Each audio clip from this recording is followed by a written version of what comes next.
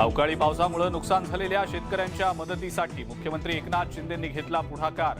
नुकसानग्रस्त भागातल्या पिकांचे तातडीने पंचनामे करण्याचे आदेश।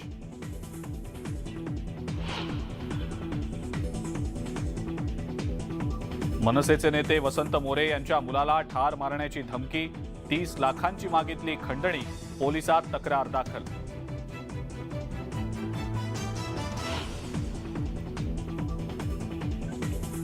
धाराशिवमध्ये एसटी ड्रायव्हरचा प्रवाशांच्या जीवाशी खेळ, सीटवर मांडी घालून फोनवर बोलणाऱ्या ड्रायव्हरचा व्हिडिओ व्हायरल।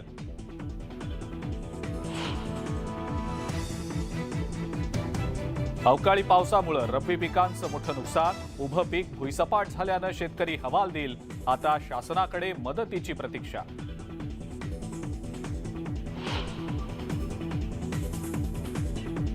नंदुरबारमध्ये झालेल्या अवकाळी पावसानं शेतकऱ्यांचं मोठं नुकसान, हजारो हेक्टरवरील गहू आणि हरभरा पीक झालं उद्ध्वस्त।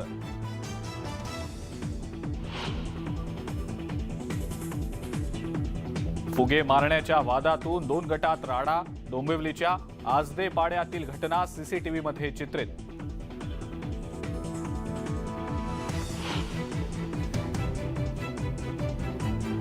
गोंदियामध्ये काठीनं मारल्यानं तरुणाचा मृत्यू झाल्याची अफवा पसरल्यानं लोकांची स्टेजवर दगडफेक, गर्दीला पांगवणाऱ्या पोलिसांवरही दगडफेक।